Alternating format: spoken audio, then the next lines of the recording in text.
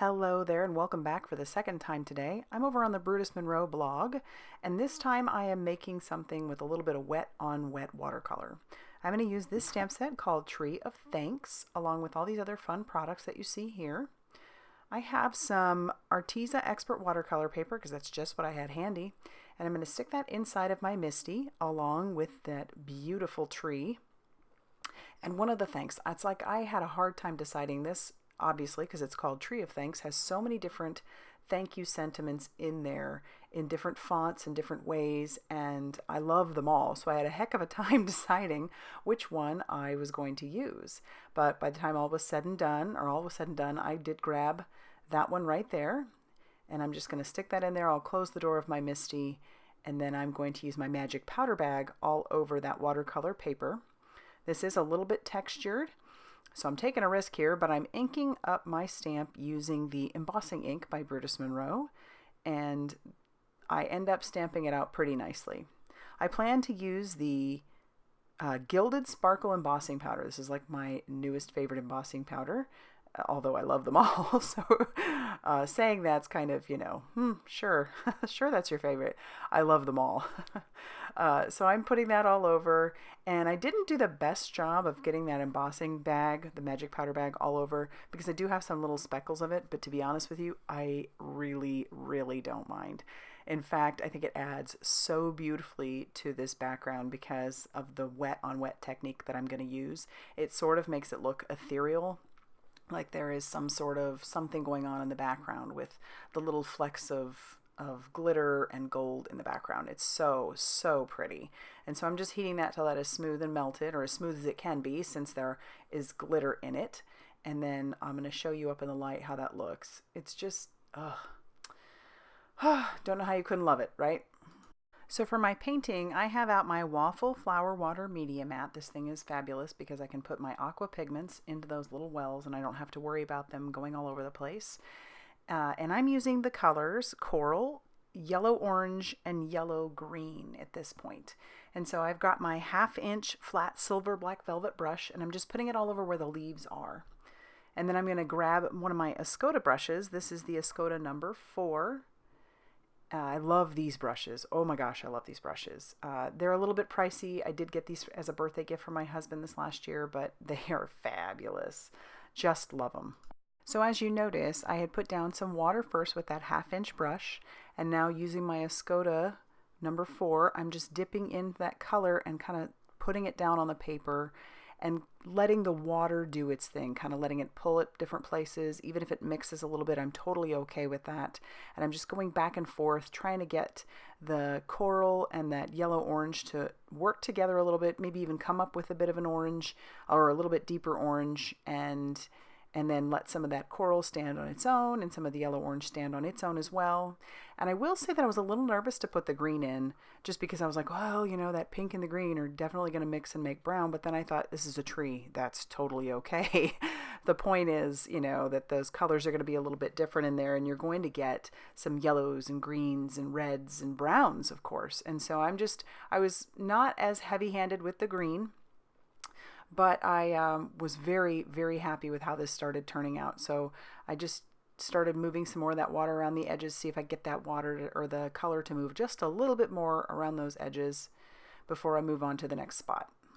I decided for grounding my tree that I would add some of that same color down below, almost like the leaves had fallen onto the ground. And so I'm just softening that out a little bit, adding plenty of water for that, and just dragging that across.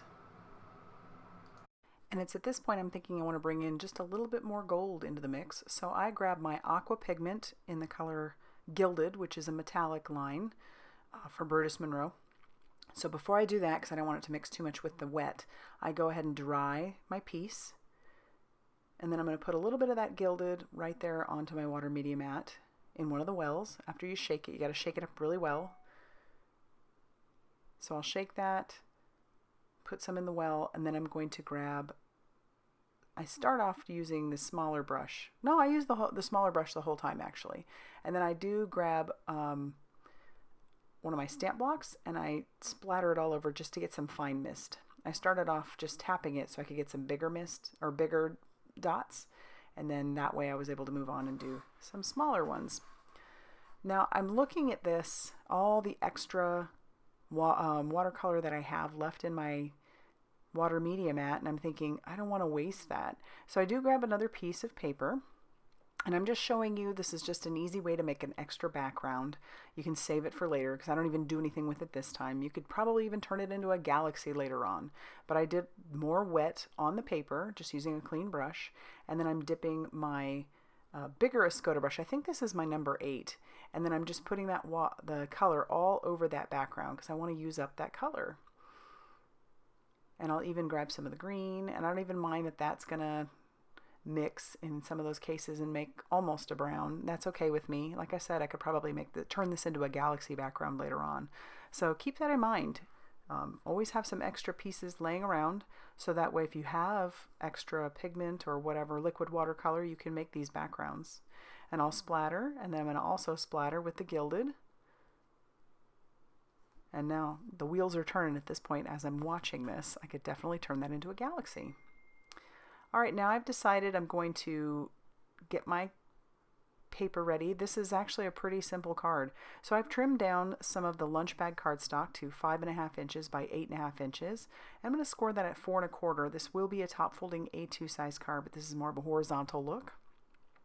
And I don't want my paper to completely cover that. So I'm going to do something a little bit different. I'm going to stick it inside of my paper trimmer, but I'm cutting it at an angle. I want this to be cut down just more at an angle. So I am lining up those edges, and then I stick it on there, and I'm like, oh, I need that to not maybe touch that other side, so I'll stick it back in. I'm not even worried about, obviously I want this to be a little bit wonky. They're straight lines, but they're not perpendicular to each other, so I think that worked out okay.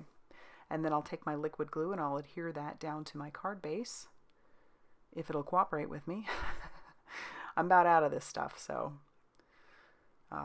put that all over the background, and then I'll adhere that down to my card base. And I kind of like that wonky look. I think it looks kind of fun. But I don't stop there. I do decide to put it back inside of my MISTI because I want to stamp on the inside. I'm really enjoying finishing off my cards by stamping something on the inside or putting something on the inside. So at this point, I will stick that back into my MISTI, and I'll ink up my tree with that same embossing ink, and then I'll stamp that down, and it's super subtle. It's basically just a watermark, but it's enough. And so that's going to finish off this card. So yeah, head on over to the Brutus Monroe blog. I'll have the link down below so you can check it out. But if you like this video, please hit the like and subscribe if you haven't already done so. I have usually at least 4 videos a week. And as always, thank you so much for all the love and support, and thanks for stopping by.